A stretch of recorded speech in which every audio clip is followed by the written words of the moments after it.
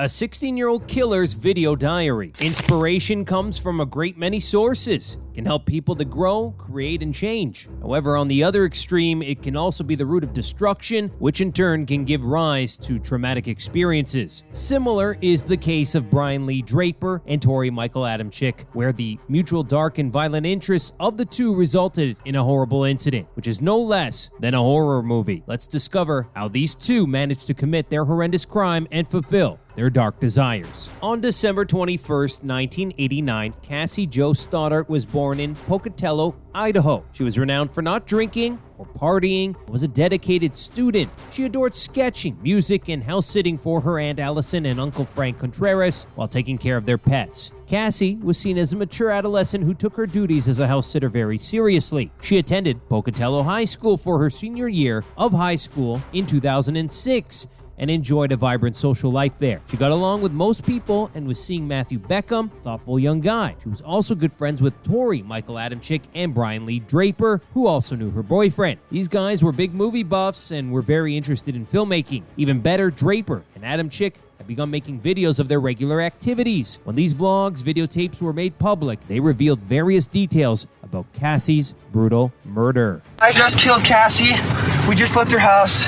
This is not a joke. I'm shaking. I stabbed her in the throat and I saw her lifeless body just disappear.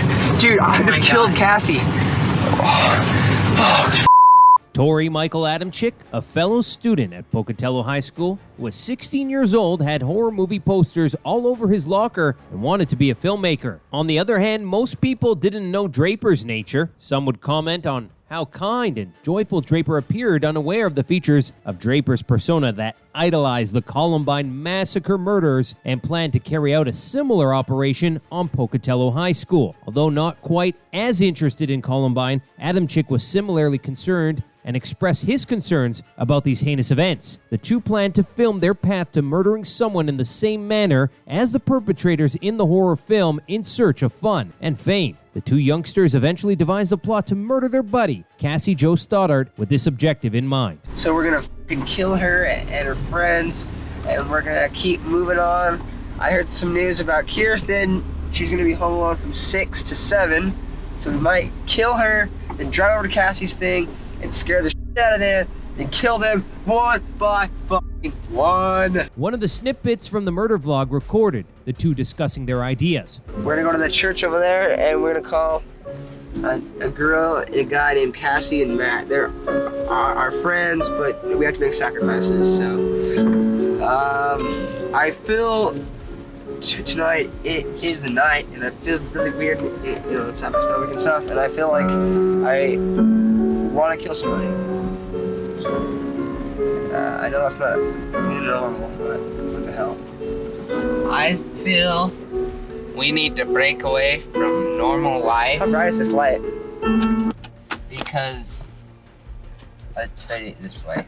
Some other snippets from the video diary of the murders showed the two conversing about how they had to sacrifice their friends to satisfy their cravings of murdering someone. On September 22nd, 2006, Cassie was house-sitting for her aunt and uncle and taking care of their animals. Around 6 o'clock, Matt arrived to give Cassie company. After a short period, Draper and Adamczyk also arrived. The lads were shown the house by Cassie. The basement seems to get special attention from Draper and Adamczyk. The former teenagers relaxed in the lounge area to watch movies after the unplanned house tour. Draper and Adamczyk departed the home before the movie ended.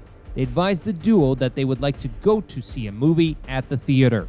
Cassie was unaware that Draper had left the basement door's latch unsecured, making entrance feasible later. Before the assassination, Draper and Adamczyk parked their cars across the street from the residence of the Contreras and got out. From the trunk, they took out a sports bag holding a pair of work boots, 4 knives, 2 masks, 2 long-sleeve black shirts, and 2 pairs of gloves. Draper and Tori tossed many lures after Matt left to entice Cassie to the cellar. The two men chose to attack her at her home nevertheless. They launched this attack after discovering Cassie on the couch in the living area. It would be revealed afterwards that Cassie had experienced pain about 30 times. Of those wounds, about 12 had the potential to be lethal. On September 24th, 2006, a Sunday, at about 1:15 p.m., Cassie's aunt, uncle, and cousin went back to their house. All of the doors were open, and Allison also observed that there was shattered glass on the ground. Then, they discovered Cassie lying in a pool of blood on the living room floor and called 911. Investigators spent the hour that followed their arrival searching the area for evidence. Except for Cassie and the shattered glass, not much was discovered. Most intriguingly, the murder weapon